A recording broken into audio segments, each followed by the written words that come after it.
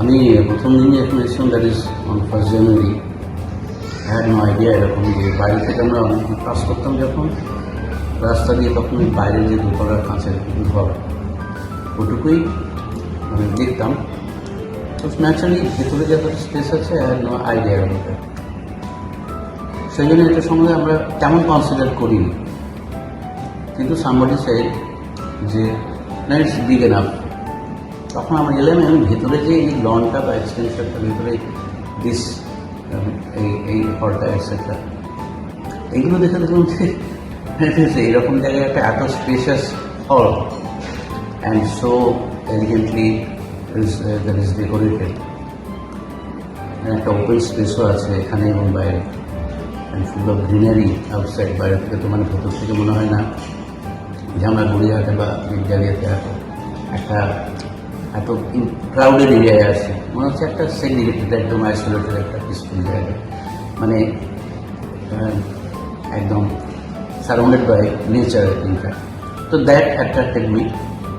আমি আমার মিসেস আমার মেয়ে বিয়ে হলো, কিন্তু mister like very much, very much. In fact তখন বললো অগ্রহণের যা অলরেডি বুক, তো I like the menu so much. তখন আমি বললাম, তখন ওরা বললো যে স্যার বিশুদ্ধ সিদ্ধান্ত মন্ত্রে ফিটটা খালি আছে, দ্যাট ইজ একটা মত, ওটা কী বলে, পঞ্জিকা, যেটা সাধারণত কমনলি চলে, সেটা বিশুদ্ধ সিদ্ধান্ত নয়, অন্য একটা নামটা কি ভুলে যাচ্ছে, পরে মাথায় আছে।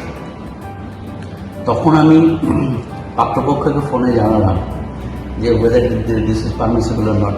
ওদের আবার গুরুদেব, তুমি দেখলে যিনি মানে গুরুদেব নয়, মানে পুরোহিত, ওরা খুব মানে, ওরা অনেকে জিজ্ঞেস করুন। আমি একটু বেশি ইলাবোরেটেড ওয়েতে বলছি, বেশ বড় করে বলছি বোধহয়, যাই হোক। তো ওদের কাছে পারমিশন ওনার কাছে নেন, বলে হ্যাঁ ঠিক আছে চলবে। কারণ এই বিশুদ্ধ সিদ্ধান্ত মতে এটা হচ্ছে ওই ইয়েতে বেলুড় মঠের সন্ন্যাসীরা এটা ফলো করে। তো এইভাবে মানে আমি যে কোনো রকমভাবেই এই ভেন্যুটাতে এবং অগ্রহণ মাসে করতে চাইছিলাম। সুতরাং অন্য একটা পঞ্জিকা মতে গুপ্ত প্রেস, দ্যাট ইজ ইউজুয়ালি মানে ইজ ফলো নর্মালি। তো তখন আমরা বুকিং করলাম এখানটাতে আমাদের ভেরি। তার মানে পছন্দ হয়েছে, কিন্তু আমরা কালকে পেমেন্ট করবো সকালবেলা। বলুন না স্যার, এটা হচ্ছে ফার্স্ট কাম ফার্স্ট সার্ভ, যদি টাকা দিয়ে বুক করে ফেলে ফির, তাহলে কিন্তু আপনার পাচ্ছেন না। তখন আমি দিতেন বেশ একটা বড় অ্যামাউন্টে বুক করে গেলাম।